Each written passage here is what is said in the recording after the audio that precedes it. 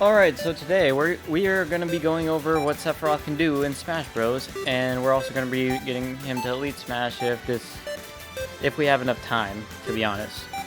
But we're going to be seeing his movesets. Alright, so first we're going to see how fast he is. He's decently fast, I'd say. Not the best, not the worst, but for his long range, he's got decent speed, I'd say. Definitely faster than Byleth. Alright. So his neutral attack is just a 3-hit jab. Nothing really too special. It's like Shulk's, really. Does 10%. You're probably not going to be using it too often, really. Mainly just because it seems like it's pretty slow on the startup, too. This is forward tilt. It's got a good amount of range. That did 10% right there. That did 14%. So when you're doing a forward tilt, it's the center of the sword that you're really going for. And when you're doing other attacks, it's the tipper you're going for, according to Sakurai, because this character is a little weird. Apparently he has a tipper, and he acts like Roy, where you have to aim for like the center of the sword for it to be like a powerful hitbox. So up tilt, it can carry your opponent up. So I'm guessing, yeah, that's, I think with DI that's not a true combo, but right now it is a true combo, so that's pretty good. Down tilt is like Clouds, but I think it's a little slow for any follow-up, really. Like, I'm gonna try to do this as fast as I can. I'm gonna try it with like the end hitbox of it. I guess you could get an up tilt off, but that's not really a true combo right there. So down tilt is pretty slow. If they're at high percent, you could use it for a juggling setup, or you could predict an air dodge when they think you're going to do a juggling setup, and you could grab them or punish them in any way you really want. If they air dodge, then you have your forward smash, which is strong. But yeah, his tilts, I'd say forward tilt is pretty decent. It's a little slow, but it's got long range, so as long as you're spacing it out, then you should be fine. It's going to be hard for them to punish you if you're this far. If you're close up, it's going to be pretty easy for them to punish you for that. Medium range, they could probably still punish you, so I'd say spacing is the best. Just pretend like it's Marth, where he has a tipper, and you're wanting to get the tipper instead of getting up super close to them. So yeah, forward tilt is a good option. I'd say up tilt is a good combo after up throw, because it's a free 23% if they DI it wrong, and the only way they can really get out of it is if they DI'd the opposite way of your throw. Like, they can't DI in, but they have to DI out. Neutral air. I really like neutral air. It's fast, and yeah, it's really fast and has little end lag to it. Yeah, neutral air can combo it into itself, so I guess that's good. And if you have an opponent that's air dodging in, you could do that and do an up smash, to be honest. And you could catch their air dodge. Next is forward air. Yeah, it looks like it'll be really hard to land on grounded opponents. And you got a fastball to do it, so I can see some uses for this. What I mainly see is if a person is recovering inward from stage and you can just forward air them right there and cling on like that. But don't die like I did. Okay, next up is back air. So back air is slower than forward air, and the good thing about back air is actually it's got longer range, And if you're going for a person off stage, the fact that it's a little slower could actually stage spike them if they don't know how to tech. As for it landing on the ground, it's way easier to land this on a grounded opponent than forward air, as I continuously miss. But nope, you have to aim it at the center, I think. So yeah. So this has got a center hitbox where you have to hit it from the center of the blade, but the damage from the tip of the blade isn't that bad, and it can be used as a really good spacing tool. Like, if you space like this, there is no way they can punish you, really. Up air, super laggy. It's good for juggling situations, I would say that, and I'd say it's really good for air dodge reads too, because if they air dodge, or directional air dodge, the long range will just catch their air dodge anyway. Like, first off, he was in the center, but if he directionally air dodged, my blade was still gotten him on both sides. And that's the good thing, but also the bad thing about up air. The good thing is it's got a lot of range. The bad thing is it's got a lot of end lag when you land. So if you miss, or if you mistime your up air, they can easily punish you after. Let's just see what his special moves are. I'm going to be going over neutral B first.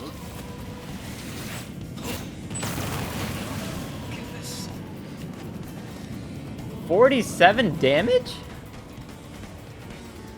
Okay, neutral B is crazy. You have one charge which does 16. The second charge, which is a multi-hit and does 28. That wasn't close enough for it. And the third one does 47 damage, and it has that much knockback. So here's where I see this coming in handy. Off stage, someone's trying to recover high and they jump, boom, you get them. I don't know exactly how far it can reach. From this, it shows it can reach near the ledge, so this could probably be used as a two-framing tool, or maybe not.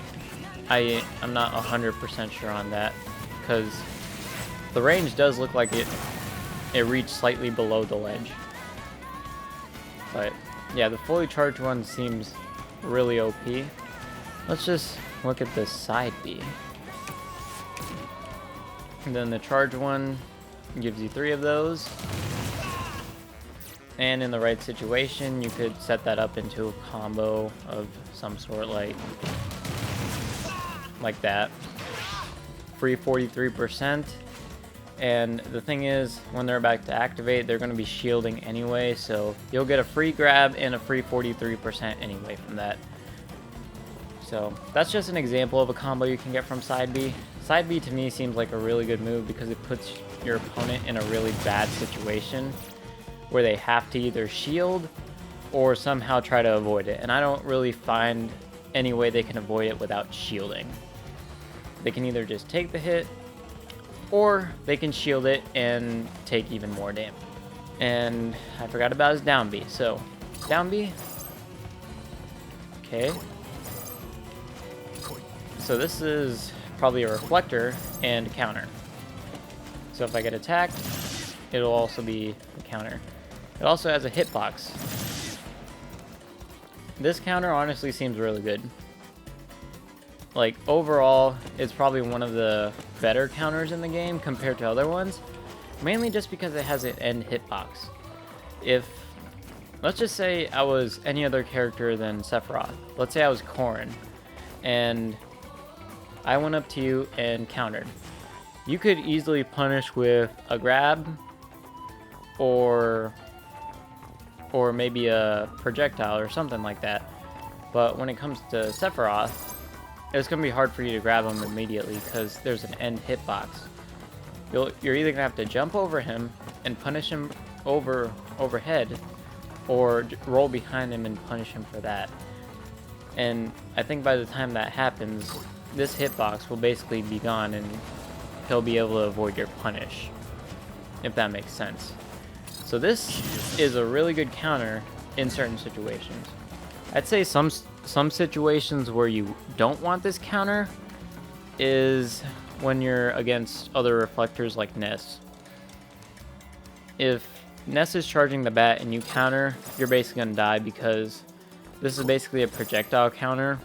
And basically how a counter works is it freezes you in the hitbox of the move that you're making. So if Ness is doing the bat, that means the hitbox for the reflection of the bat is still active, and he could reflect it back onto you, and then you would basically die from all the knockback and damage accumulated over that.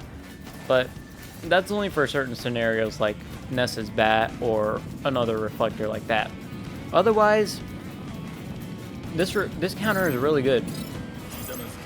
I mean, I can't really demonstrate it right now, but it can reflect, and it's going to be hard to punish. And that's just what makes it a really good counter, to be honest. Next, up B. Up B seems really good. It's fast. Doesn't take too long, and does it not cling to the ledge? Oh, it does cling to the ledge. Okay. What doesn't cling to the ledge is the charged one. And here's why the charged one is actually sometimes good. It could get your opponent when they're standing at the ledge and lower their shield by a lot.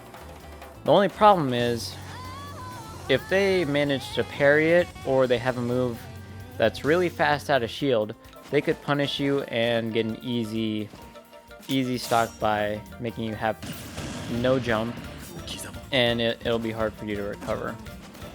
Yeah, his up B seems really good. The charge one doesn't cling to the ledge, so remember that. If your opponent knows how to parry well, then I say don't go for it. Just go for the regular one, which is that. Next up is his smash attacks. Without it being fully charged, it does 24 damage. It would be really hard for them to punish you when you're at this range, and if they rolled, then you still get a free hit on them. So overall, forward smash seems pretty good when it comes to predicting rolls and basically just spacing out yourself from others. Up smash.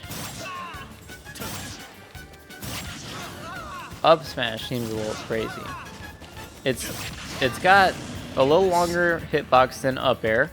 The backward hitbox is more than the front hitbox, so keep that in mind. And also the tipper is the strongest part of the blade when it comes to up smash too. Next up is something that I think everyone's been waiting for. The down smash. I think we all know at this point that this is a shield breaker. So literally you could just go like that and break their shield if they're just shielding. Most people tend to keep shielding when they get hit. Because if you're spacing it out and then doing forward smash, and if they're shielding, I mean down smash, but if they're shielding, then you're definitely going to break someone's shield just from that. But yeah, that's basically my analysis over Sephiroth so far. He seems like a really top tier character in my opinion. Anyway, we didn't have time to do any matches online today, but if you enjoyed the review of Sephiroth, he seems really good, if I'm going to be honest. But if you enjoyed the video, please like the video and subscribe to the channel. Next video is probably either going to be the prequel to Breath of the Wild, or it's going to be an Among Us video. So if you want to see some of that, please subscribe to the channel, and yeah, see you guys in the next video.